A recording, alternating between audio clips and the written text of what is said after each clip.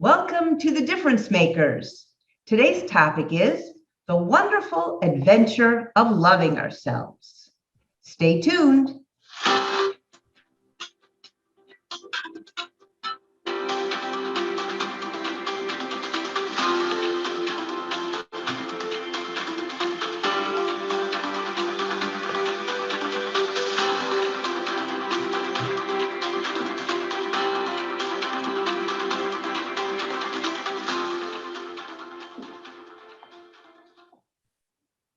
Welcome back to the Difference Makers. I'm Lynn Sanders, your host, and I'm so glad you're here. Today's topic is the wonderful adventure of loving ourselves.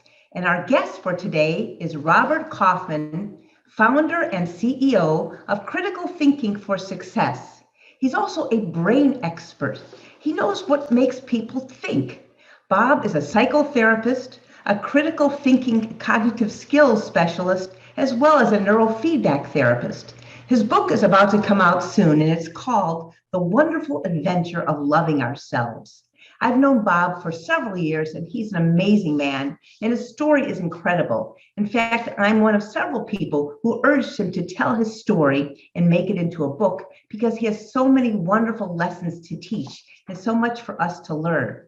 So after 40 years of working with others, you're now going to get the gems of his wisdom right today. Without further ado, I want to welcome Bob Kaufman. He's coming in just a moment. 1 second here. Bob Kaufman. Bob, I'm here. You are here. Let me add you to the screen. Welcome here. I'm so glad you made it. Bob, Can you tell us, tell us your story? You have helped so many people. How did you ever come to where you are right now? What brought you to this expertise of being a brain expert and helping thousands of people around the world, around the country anyway? Well, it wasn't planned. It's been quite an adventure. I grew up in Indiana on a farm and ended up coming to Chicago to go do my graduate work. I became a licensed clinical social worker and started working in doing psychotherapy, family therapy, substance abuse treatment, and worked for a large pharmaceutical company for a while, being director of employee counseling. I've had a national employee assistance company and large personal growth practice with a partner, and then got interested in neurofeedback and body biofeedback and also in cognitive work and so forth. But along the way, a lot of things had shaped my life from when I was little. And so I had numbers of significant losses when I was growing up, including, my mom giving me to my grandmother at 18 months. Now she lived with us, but, it was significant for me because I felt like, well, I'm not worth a lot. I can be given away.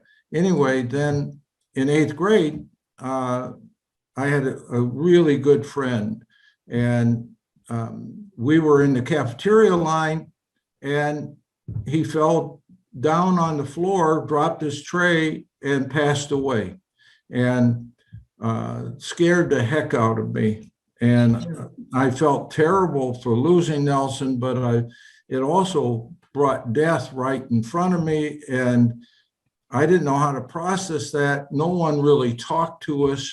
And I wished I would have gone to his wake and funeral, but I was scared, and my parents, I would have helped if they would have said, Bob, you need to go. But, and a couple other things, and it led me to then, I went to the seminary for 6.5 years and didn't want to be there and left. Anyway, raised Catholic, I had plenty of guilt, and so looking at what did I want to do, and I ended up going into social work more probably out of guilt than out of desire to do it. Really? Why Yeah. did you feel guilty about going into social work? Well, I think I felt guilty all my whole life. It was sort of like guilt didn't run in my family, it galloped. And I felt guilty about everything. And so I ended up in grad school, and then I got married, and I was working as a social worker, and not being terribly aware of my feelings. It was tough work because feelings are useful guides when you're a therapist. But sure, of course. So by the end of and then when I was 20, my cousin, who was my best friend, lived next door to me. He was 2 months younger than me. People thought we were twins. We looked a lot alike. And he was killed in an automobile accident, and I was his pallbearer. And by that time, I wasn't feeling much of anything. Sure. And then my father was killed in a roofing accident. Oh. And so by the time I was late 20s, I was, it's like I didn't feel like life wasn't terribly happy, and I didn't know why I was really living at that point. And then my wife and I had our daughter, and she was, when I saw her, I thought, wow, she's great. And I could feel in my body how much I loved her. And it really surprised me. And I even remember I was standing at the nursery window crying and thinking, God, I wish somebody loved me that way. But I could just feel how much I loved her. And after that, I did start taking better care of myself. And I had gained a lot of weight, and I started losing weight and trying to get in touch with my feelings. And when my daughter was when my daughter was 8, my wife and I had moved to this house in Arlington Heights, and about a year before it was in 1978, we ended up, my wife and I separated. And we were separated about a year when I got a call saying that the house was on fire, had gotten on fire, and my wife and daughter were caught in the fire and they were taken to a hospital nearby. And I raced there to see what was happening. And just as I got there, they were being taken to Cook County Burn Unit. And so I rode in an ambulance, in the front seat of an ambulance where my daughter was in, and worst ride I ever took in my life. And we went to Cook County.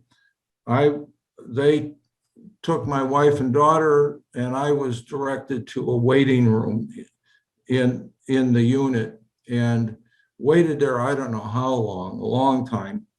And then a doctor came out and said that they were very badly burned, and they didn't think that they were going to be able to make it. And he said I could see them, but I could only see them for 5 minutes every 2 hours during visiting hours. Oh my. And they couldn't talk and they couldn't see, but they could hear. And when I went in, I was all gowned up. I didn't know what to tell them. Yeah. Because I knew they were dying. And so during that time, my arms started aching, and they began to ache. And about 4 days later, they both passed. And and we had a wake and a funeral, and I learned that then I learned that it was arson that had set the fire. And so, What a tragedy. yeah, I was just very depressed and very, once I learned it was homicide, I was not only, I was suicidal, but I was also homicidal. I mean, I wanted to go find this person and kill him. And the police weren't helping me. They had botched the crime scene pretty much. Didn't bother to come down and interview my wife, who could make signals, but they didn't even tell me it was arson. And so I tried to find out what happened from her by signals, and clearly she was frustrated because I didn't understand how the fire got started. Well, after they died, I was looking for who killed them, and looked for over a year, and ran out of leads. But I ran into this guy who was a police consultant, who was a therapist. I met him. I often referred people from the pharmaceutical company I worked for to therapists. And so he told me he was also psychic, and that's how he consulted the police departments. So I decided to hire him to help me find out who did it, but I didn't believe in psychic. So I found another psychic who was quite well known and had a great reputation, and I hired her. Yes. And both of them came up with the same person. But they also said there was no evidence available to prove it because the police had botched the crime scene so bad. And I told her name was Linda, and I said, Linda, I don't know what I'm going to do with this information. And she knew I was lying because I was going to go kill this person. And she said, Bob, your wife and daughter at peace, they do not need you to avenge them. And if you do, it'll destroy you. So I took that seriously, given what she had said and all the other information she gave me. And then she said, and anyway, your daughter was an old soul who came to teach, and her teaching was finished, and she would have died that year anyway. I didn't know what that meant, but my arms still were aching. And I told a friend of mine, probably a month, 2 months after I found out this information about my arms aching. And he had me sit in a rocking chair, and he had me imagine rocking my daughter. And as I rocked her, I cried, but I noticed that my arms were starting to feel better.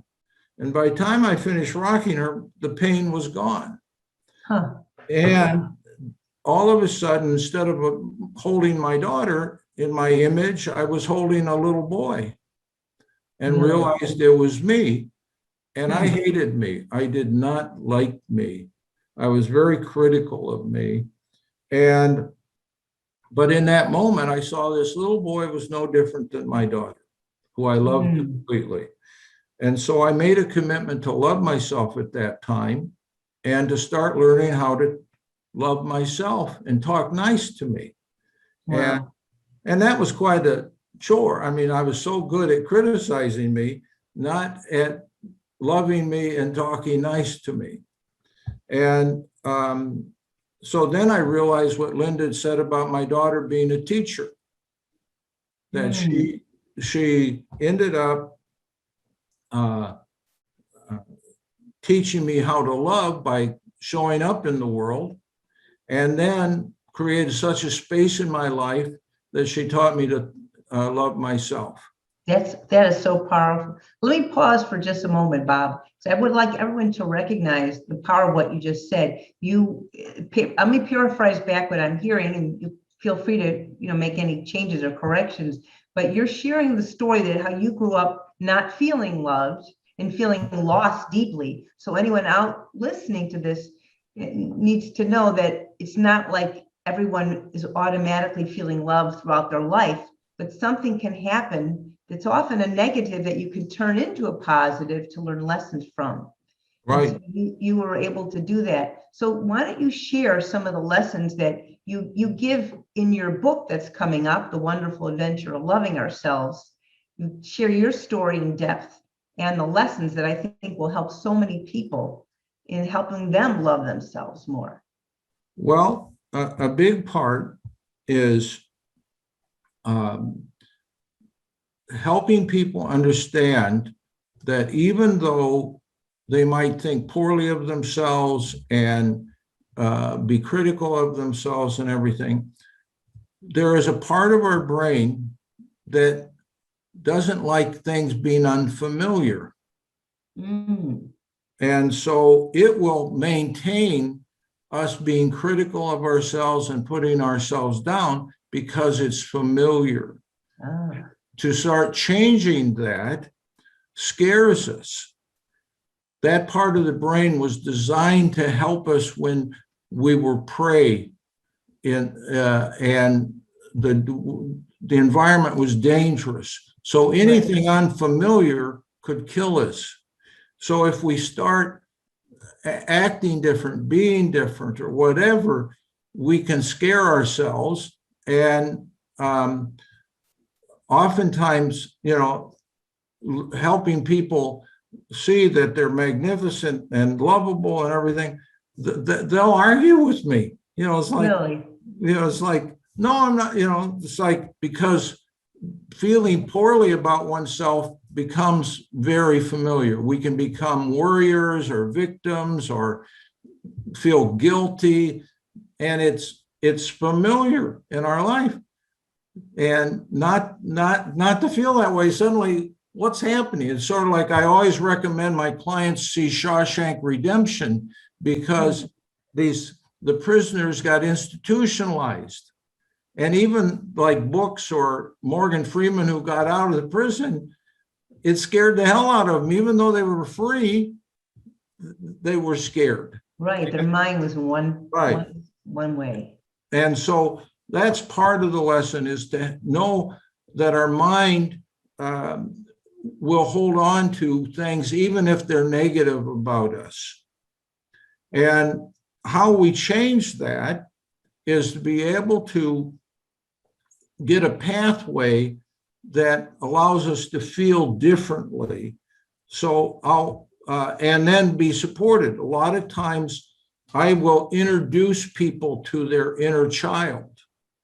Interesting. And what some people can't visualize that so much. So I say, your creative energy, that force of life that's within us.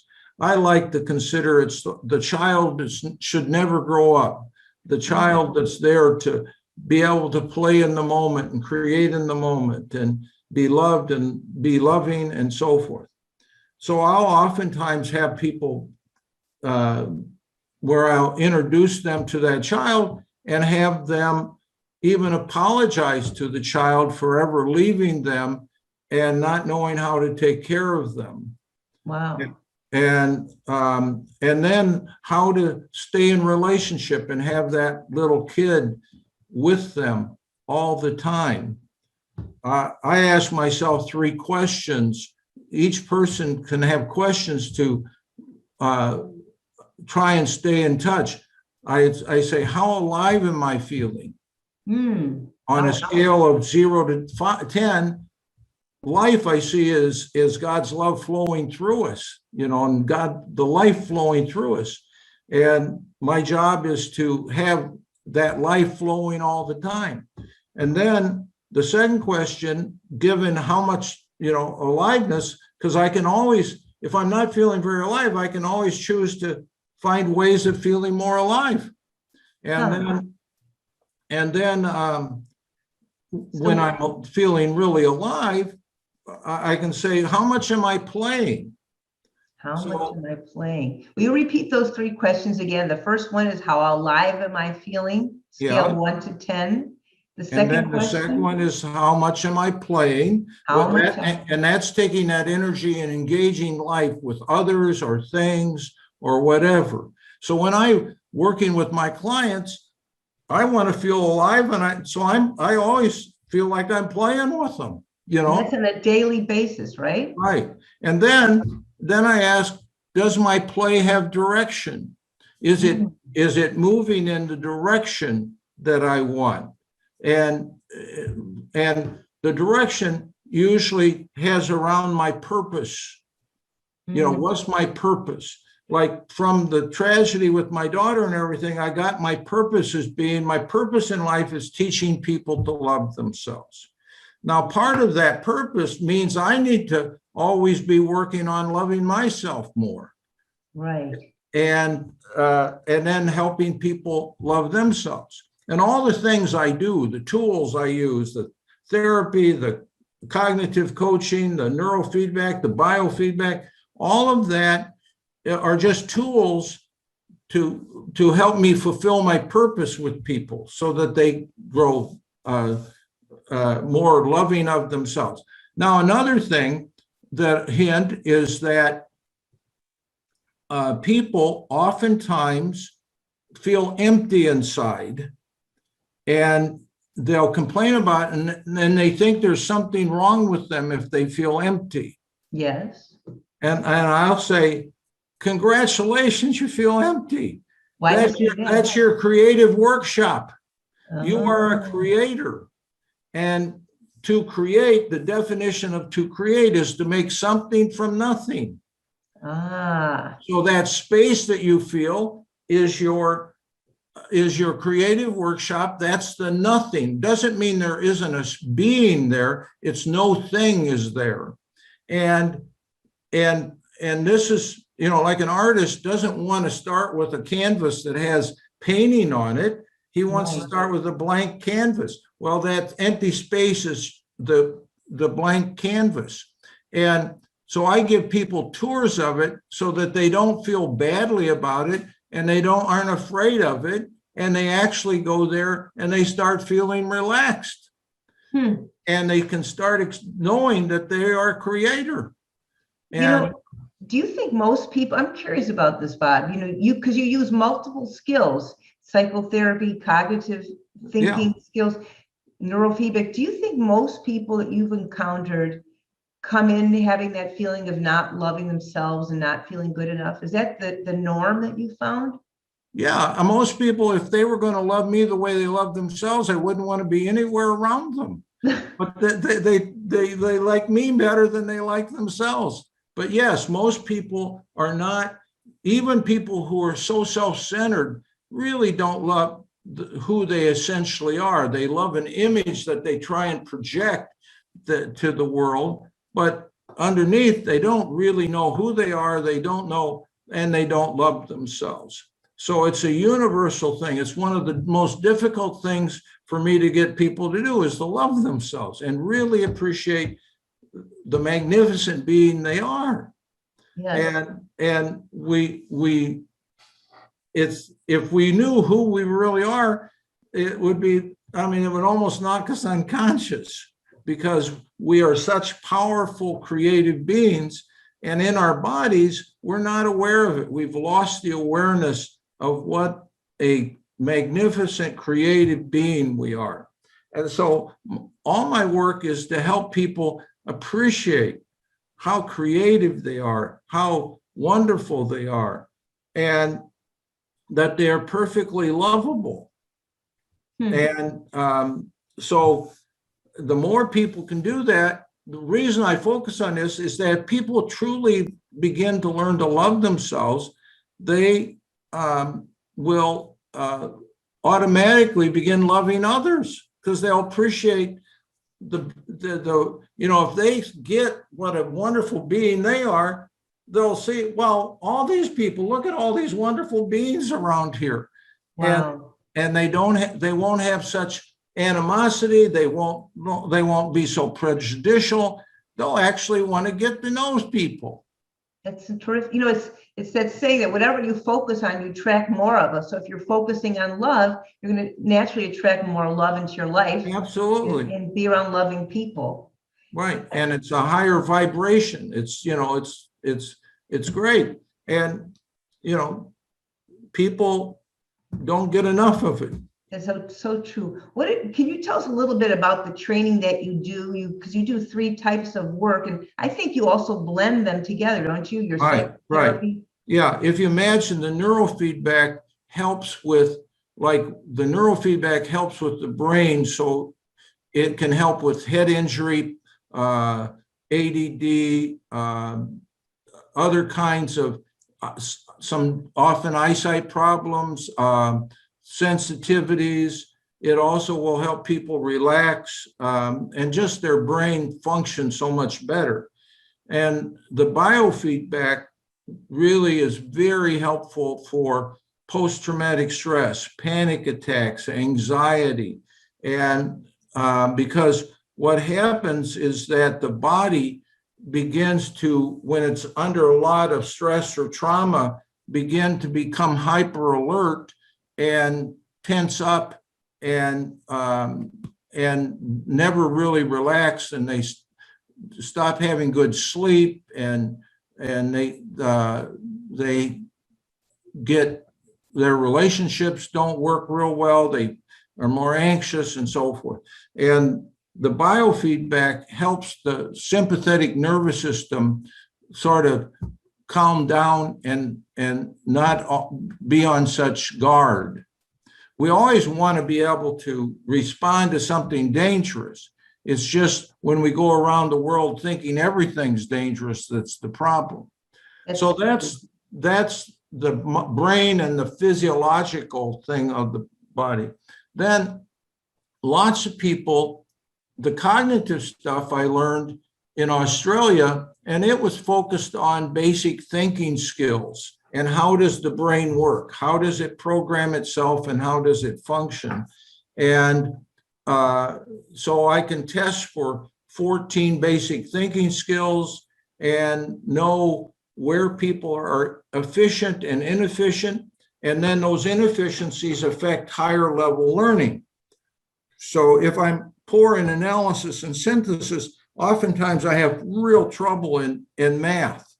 Mm-hmm. And if I'm poor in direction and orientation, I oftentimes lack confidence, and I'm always afraid I'm going to get lost. And I often don't want to go anywhere. And planning skills have really gotten worse for the last 70 years, or 80 years. So when we can train people in those skills, they do a lot better, they feel better about themselves, and they're more successful at home, in business, even have success with sports and things like that.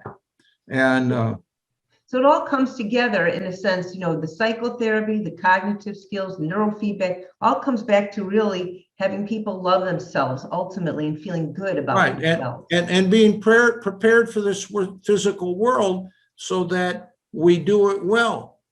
In fact, a follow-up book I'm going to write is called Unprepared, because a lot of the kids are going off to college anxious and depressed, and it's like, it's a pandemic of anxiety and depression. And when it's really, they're unprepared to stand on their own 2 feet because the parents haven't been trained on how to prepare them.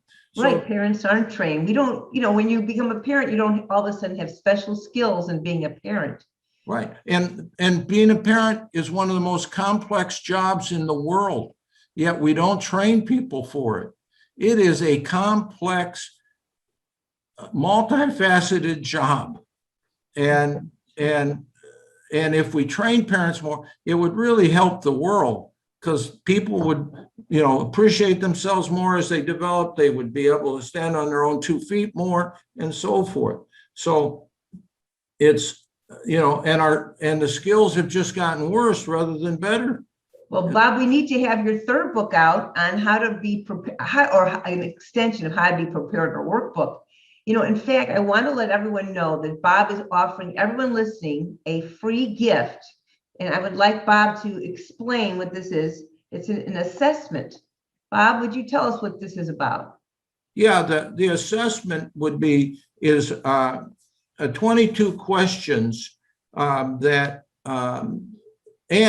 there's even ones for children and adolescents, and you fill that out, and then that's free to fill it out, but then I will talk with the person for, say, free consultation for 20-30 minutes to go over what the assessment means, because it's really, the assessment is focusing on all the symptoms or all the kinds of problems that having inefficient thinking skills creates. So the person rates themselves on the questions, and from that, I can tell a lot about how efficient or inefficient their thinking skills are. And then I can talk to them about some of the things they could do about that. That's so important to know, Bob. So let's take one last look at the site. For those who would like to get a free assessment, as well as have a personal session with Bob, go to criticalthinkingforsuccess.com and you can get all the information you need. You know, all of us could benefit from learning to love ourselves more. And so if you'd like to get Bob's book, feel free to be in touch with him and let him know that you'd like to learn more. And now, Bob, what's one last thought you would like to give our viewers about how they can love themselves more fully? I really feel like it's never too late for a person to have a happy childhood. And when we really love ourselves, we start feeling more like a kid that can be in the moment, enjoying life and contributing to others and growing up. And so maybe that comes down to hope, positive or optimism, but it's never too late to make significant changes. Thank you so much, Bob. You've been a terrific guest, and I know our viewers have learned a lot from you, both from your story as well as your tips on how to love ourselves more fully. Thank you. Thank you. I appreciate it. Thank you all for tuning in to The Difference Makers. We look forward to seeing you again. Until then, remember, you all make a difference. You get to decide what kind of difference you want to make, and your story does matter. Thanks again, and have a terrific day. Bye-bye.